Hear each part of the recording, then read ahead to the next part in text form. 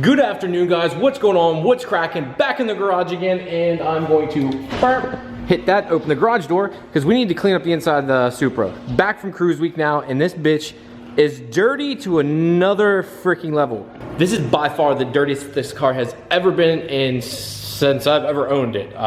Period. End of story. 3 or 4 days of just straight rain at the ocean on top of it.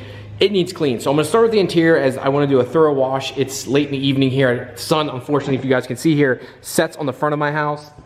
If you guys know anything about washing, you wanna keep your car in the shade when doing it. 2 reasons. 1, you don't wanna dry into your paint. Number 2 is because it dries to your paint, it makes it a pain in the ass to wipe off and do all that. So for me, I'm like, just wait till Saturday. I'll wake up early, spend the morning cleaning it up, and then once that's all done, I can pull it inside, let the last bit dry off, and be good. The only thing sucks is we still have a ton of pollen here in the Northeast, so fighting that still, but meh. So let's go ahead and pull out the floor mats in this, and I'll show you all the grime in this thing. It's just gross. Like, I shouldn't say it's too, but yeah, that to me is grimy. Like, that's all sand. And I specifically put rubber floor mats in my car before I go to the beach just because it's hard enough to find new floor mats as it is. They're expensive as crap. Plus, you don't want to mess up this carpet in here because the carpet for these are really, really, really expensive. So I always buy these. They're like 15 bucks at Walmart. This is the first year I've had to replace one because I guess during the move I lost my old ones. Who knows? Also, unfortunately, I'm going to have to get out my old orange wire because I broke the old school reel style that I had up there that was for the electrical cord. So I'm gonna have to go in here and grab the old orange one. And it's like my utility one I use for all the other stuff, but I'm gonna have to head back up to Harbor Freight. I think I just pulled it out too far and it locked it up. I tried taking it apart and fixing it, and I just made it a lot worse. So won't be doing that anymore. Stupid me. Oh, by the way, the old girl here, she's cleaned up. She looks good, and I kind of miss driving this. It's fun. Yeah. One thing I want to say is for the people that helped me find tires for this, thank you very much. Apparently Federal, actually in the 18-inch size, doesn't make them with those stupid sidewalls, so it doesn't have that curb protector sidewall. It's only in the 17s, which is kind of a frustrating fact because I really do like the way that the Federals look besides that. Like, I love the tread pattern, like everything else about it, but that's the one thing I do not like, so I'd have to fix that and replace it. Well, I got most of the old girl here cleaned up inside, put the mats back in it here. So most of it's pretty clean now. I'm gonna just keep using these rubber mats I think for a little bit because the non-rubber ones I have, they don't have enough traction underneath and they keep sliding up. I wish you could get good replica, I guess, mats. The stock ones are no longer made, and if you find them brand new or even used, I said used, I'm saying used, they're going for $400 or $500. If you find them new, they're sometimes up to $1,000. So it's a little ridiculous. I have a brand new set downstairs, but I don't want to use them for that fact. So yeah. So I wish you could get them, but it's weird because the MR2 I can still buy them new. Really, really stupid. But that's what I'm about to do now. About to go for a drive with my wife to go put gas in this bad bitch. So I'm gonna go ahead and start her up.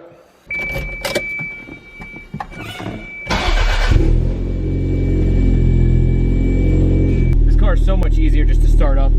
No crank time, no cold start bullshit. Now it is warm out, so it's not a big deal, but there's definitely less headache with this car for the most part. Okay, like I was saying, guys, so I'm going to get gas. I got my lovely wife with me. Hi. She's kind of upset right now because I ordered all those hoodies, and I ordered her one specifically, and she didn't get what she wanted, guys. She's not happy. I'm not happy. I really wanted one. So that kind of sucks. I do want some shirt ideas. What do you guys want to see next for shirts? Because I'm going to do different shirts, hoodies, different couple things. I have a ton in stock, guys. Go check it out. Here's the link. I've got a ton of stuff in stock, so go let me know what you guys want. Let me know down in the comments below. All right. At my only place I like to get gas, which is, well, the second only place I like to get gas is Turkey Hill. Hit the, pop the door. This car is so mint, it is unreal. I always leave my cars running too. I'm not sure if anyone else agrees with that or not. And unlike the Supra, this doesn't have a gas cap holder there, which is really weird. So here too, I'm not sure if it's in other states, but here in Pennsylvania, they ask for your zip code and all this stuff. So you say, do you have a record card? No. Then they ask for, so here they require you to put your zip code in. I'm not sure if other places require that now, but they just started doing this and it's really, really weird. Of course this does fuel in it.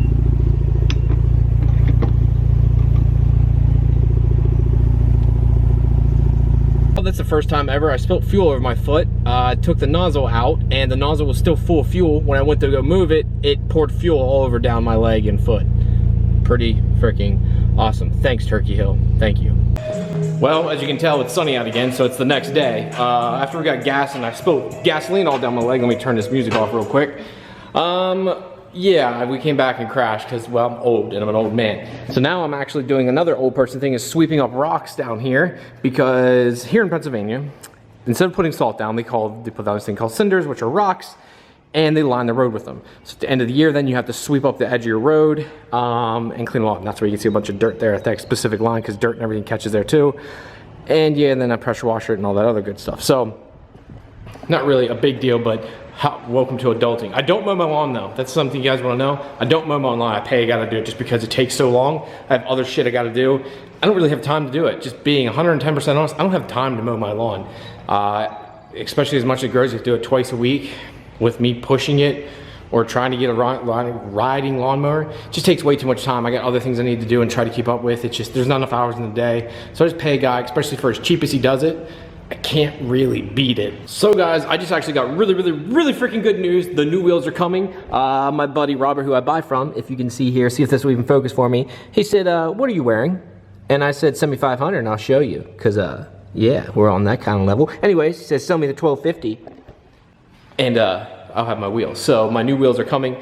That was the other deposit, because you have to pay so much up front. Like you have to pay like things like 70% up front or whatever, and then you pay the rest, and then they ship your wheels. So he sent that to me, sent them the money, and they're on their way. They're already here stateside too, so they should be here by next week. So hopefully not this coming Friday, but next Friday, which will be June something. It'll be June something then. I'll do a reveal for you guys, and I promise you I was not going to show you until I physically had them, and you'll see it on YouTube first. I'm not going to put it on Insta, nowhere. I've been waiting for these for a very long time. It's something it took me forever to find. I'm so picky about wheels, and it's funny, I've been running these knockoffs for so long, but it's because I really like the way the knockoffs look compared to most of the wheels on the market.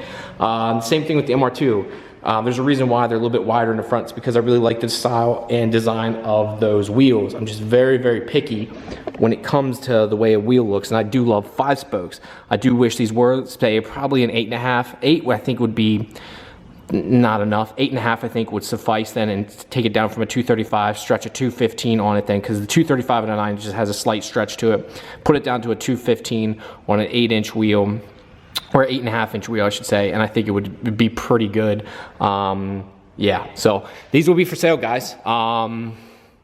They are Modesta coated. They are a privet wheel with Nitto tires in the front. The rear ones, there's not much life left. Now, they're not down the wear bars yet, but there just isn't much life left in them. So I'm not saying they're really any good. Can you drive on them? Absolutely. There's still enough life in them. I mean, I drove to Ocean City on them, and they're completely fine. But the fronts are beyond more than fine. So you only need probably to buy rear tires here in the near future. But again, they have Modesto BCO4 on them, which is $350 alone. They've got decent tires on them. The wheels are not curbed anywhere around them. The only thing I can say is this wheel has this little nick here and this here. And believe it or not, this and this were just from driving. That is not from my wrench hitting or anything. Same with this. Unfortunately, something happened and nicked them. I'm still not sure what it was to this day. The wheels are a little dirty right now. We'll have them cleaned up. I'll clean the barrels, do everything before whoever comes to pick them up. So I gotta think here. Now, how much do I want for them? So guys, if you're seeing this, I'm gonna ask $1,100 for them as a total package for everything kit caboodle, just to get them gone. So that's our best offer. So let me know what you guys want. Shoot me a message. My email is linked below, and I'll put it right here too to make this really easy. Shoot me an email, or you can hit me up on Facebook. I prefer email just because that's a more professional way to contact each other and get back and forth. But if you need to, Facebook does suffice also. I'm just really bad at checking the Facebook page. My personal page I'm okay with, but I'm pretty bad at checking the work page just because I've got a million other things I'm keeping up with. So please, if you could, try to shoot me an email. Again, $1,100 or best offer. Shoot me an offer. Worst I can say is no. So I decided here, let's go for a little drive in the MR2. I still need to clean that one up. It's just filthy. I got the inside clean, but it's not perfect. So let's go for a drive in this. And if you guys can see, I took the tops off for once, or not the tops off, I guess. Wait, I can actually take the tops off. Let's take the tops off this thing. Well, the microphone. Well, let's try it. What's it gonna hurt? I mean, if the audio's then we'll find out, won't we, real quick?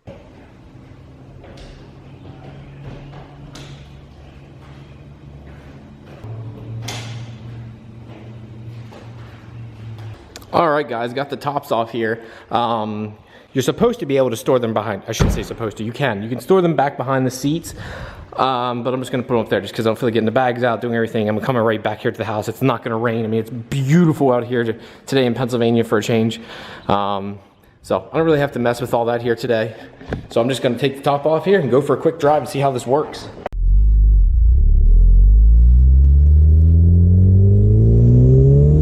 All right, guys, get to drive the MR2 back from the beach.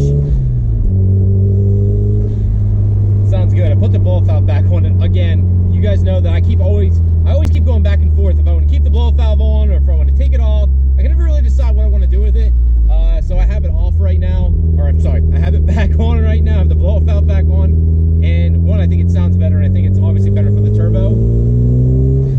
Only thing I don't like is there's more to it. Plus the stock blow valve is really freaking ugly, which doesn't help matters. I'm hoping to God, because I can feel the wind rushing in here, and I can kind of hear the subwoofer effect a little bit. So hopefully this isn't too bad. But it is nice having to take this off, and since it is a T-top, it still keeps structural rigidity. I don't have the issues that I do with my Supra, because obviously when you take these T-tops off, you haven't changed anything. They literally just, as you guys can see, it's just one little handle clip. It clips out of here, it pops right off. Super simple to use, and wish the Supra was like that. That literally cranks on. It actually comes with a little special tool that Toyota gives you to take the top on and off. Super weird. I've never seen that. I always thought they were like Del Sols and everything else, and like these cars where you just clip them on and off, or like the Corvettes like that, you just clip them on and off. It's very weird.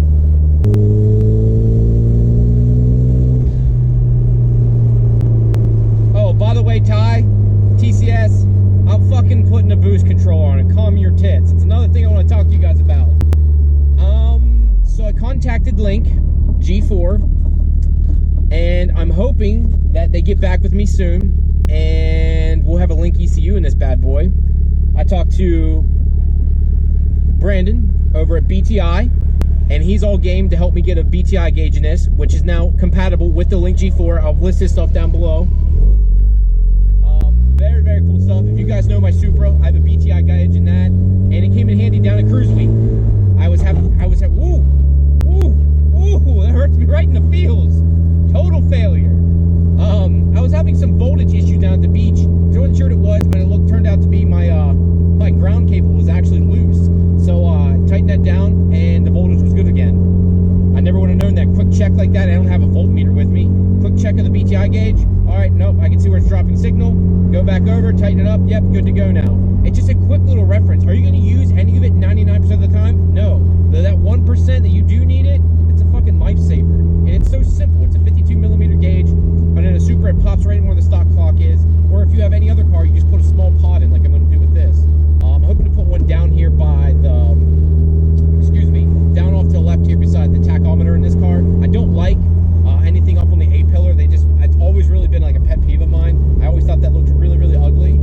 That's just my personal opinion on them. So I'm hoping to get something that just snaps down in here, but who knows. But yeah, Link ECU in this, get the BTI gauge in, turn the boost up because Ty keeps giving me shit. He says I need to put a manual boost controller on it. I don't want to do it because I went down the path with the Supra where I just bought multiple things over and over again and wasted so much money. I'm trying to do it all like, all right, I need this. Well, might as well go to this tier. You know, skip all the little stuff this time around. I'm going to go jump right to the top, get a Link in it, which is even nicer too in the fact that it fits inside the stock ECU box, so it bolts right to the stock location. There's no mounting hardware, there's none of that crap. It might not look pretty, it might not look cool like a ProEFI or Motec and AEM. I might not have this fancy box, but it literally is plug and play. It has a box, plug it in, done. Now it comes with a base map, so it should start up right away too, which makes it really fun. Like, and I'll be able to get some power out of this. Right now, after talking to Ty, he's like, you're running 9 to 10 PSI in that Gen 3. He's like, maybe with the open downpipe and exhaust, you might be running at 1 pound more. But he's like, you're probably making 220, 225 wheel, which is nothing. He's like, dude, you easily have 50 to 60 horsepower just sitting on the table from not using a boost controller. What are you gonna do? One of the other things with the Link I'm looking forward to is like the AEM. It has all the fail-safes built in. I originally wanted to go to a AEM Infinity, but it seems like the Link is the way to go with this car just because of simplicity. I am a big AEM fan. I really do like my Infinity a lot. Jose turned me onto that ECU or KEYSTONE Motorsports, and it's been great. I mean, I've got a couple other friends converted over to it now. They got rid of their old, I have one buddy there, he got rid of his Haltech watching one of my videos and going to infinity, and it got rid of a ton of issues he was having. So it's just a great little ECU box, but from what I'm reading too, and actually Jose was saying he's like big supporter of Link 2, so it's kind of cool. I have two ECUs, get two different perspectives. Yeah, there seems to be, hold on.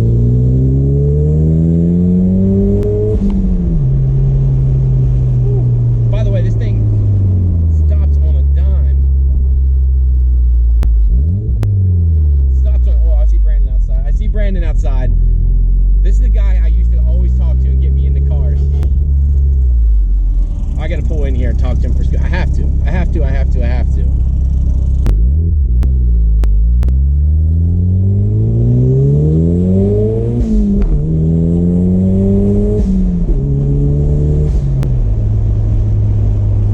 almost lift up off the seat when I'm trying to shift. My ass keeps wanting to lift. It's good to talk to Brandon, good guy. He actually had a 4-door Accord that was an automatic that he went from bone stock and did all this work to it. I don't know, it was a single cam and it was not cool, but it was cool for back in the day. We're talking 2001, 2002, had a custom body kit. And then he changed everything up and did all this custom work, had the motor done. And it stayed single cam and it was just cool. It was just a neat build. I always thought it was really cool, but that's beside the point. Let's kind of get back to where I was before I stopped at Brandon's house. So when I was just at Brandon's house, this fell off. Looks like I need to put some new tubing on it or whatever, but not a big deal. I think this is a check valve for it, but it seems to be working still. So I'm not sure really what this does. I'm gonna have to research it. Sorry for my ignorance, guys. Kind of fucked right now. So if anything, I guess this will just make the blow-off valve stay closed, which would be kind of like having the recirc valve. So let's find out what it does. It's completely removed right now, and it does have a slight vacuum leak because that little tube was going into the main vacuum line.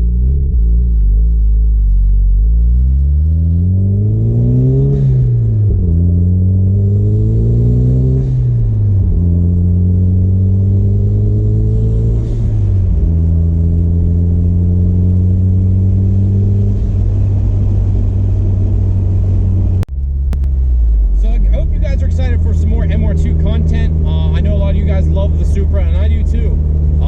But it's just kind of at that point of that real expensive point. And I've been getting a ton of sponsorship for the MR2. Weirdly enough, more people seem to want to sponsor this than they do the Supra. Not all too sure why, but that's how it's going. So I'm going to put the money and try to invest a little bit more in this car. I don't want to go too wild, obviously, because this car isn't worth what the Supra is worth. And we do have the awesome wheels coming, so I don't want you guys to think I'm giving up on that car. There's still more I'm going to do for it, but it comes down to this at the end of the day.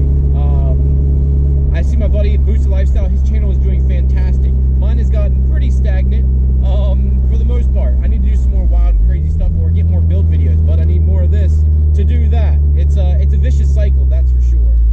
Holy backfire, this thing just, I mean, left a hell of a boom. I had to kick the camera back on for that before we get back here to the house. That was insane. Kind of want to floor it out here a little bit too, downshift. As soon as the truck gets on the way, I'm going to try hammer in here a little bit. Something's just not right, not kosher. All right, guys, back here at the house now. I kind of want to, I'm going to set this up here, put this on a little tripod, see if that thing will stay up. All right, kind of want to get this up and, well, check to see why it kept falling off, because I don't know why this, see how it connects there, guys? This little piece right there kept falling off from down there where the vacuum line connects. I'm not sure why that was disconnecting. I've never seen it before, but it sounds a lot cooler without it. I just don't know what it does, so I need to do some research here and find out real quick so I can let you guys know what it does, because I think a lot of people have this still. They said, I'm a Supra guy, not an MR2 guy, and this is a lot of stock parts, so I'm not sure. There's got to be, you know, most blow-off valves just have one connection, and I want to know why this has dual connections. We'll just look it up and find out. All right, guys, so what I decided to do is make a little test run here. If you can see, what I did is I actually capped this one off. Now, I'm not sure what it does exactly. I think it's a check valve of some sort, but I just ran a straight vacuum line straight over here to the intake manifold for right now and bypassed that because, you know, when I was running completely without it, it wasn't hurting anything. So let's see what happens when you cap off that little line. I just don't know what's going to happen. Honestly, it can't really truly hurt anything per se because I had a block off plate on there for a while. So if it completely doesn't open, then we'll know. But we'll take it for a test run here and see what it does when it blocks it off, because I have no idea, and see if it hurts anything or not. Well, whatever it's for, it kind of needs to be there / doesn't need to be there, that check valve. When you take it off, The blow valve doesn't seem to work to 100%, if that makes sense. It's just not 100% right. So guys, the whole point of the video was to go over some of the new parts that are going to be coming for this car, kind of doing a build series. It looks like it's starting to really leak oil to the point that I have to pull the motor, so look for that winter build coming. We'll be working really close with Ty on that. I would like to do a top mount turbo setup on this car, but that's going to be, again, money. I could at least yank the motor, replace seals, get everything right for the most part, get it looking good to an extent, try to tuck some things, go over the wiring and do stuff like that, clean up the engine bay, you know, do things that I just don't have time for when I'm trying to drive it. You know, maybe around November, I'll yank the motor. It's just literally I have to keep a cardboard on it at all times because it leaks that freaking bad all the time. It's just very frustrating.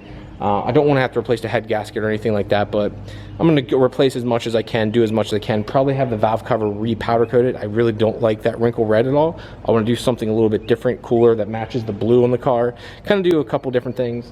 I'm not looking forward to dropping the motor out of this because doing it on an MR2 is not that much fun. You really have to get the ass end of the car really, really high to a point that I'm not very comfortable with. But I'm hoping Ty can help me out, or hopefully I can take it to a shop and at least put it on a lift somewhere maybe. We'll see when that time comes. But guys, as usual, if you could do me a big favor, go check out the Pure Function website. I'm always posting new merch every day. I'm always getting new stuff in, so thank you very much for everyone that has ordered stuff so far. I've got some hoodies left, t-shirts, and new hats on there. These are the old ones. I've got some new ones on there, gray, black, snapback, flex fit, you name it, I got it. Guys, thank you for the support again, and I'll talk to you later. Peace!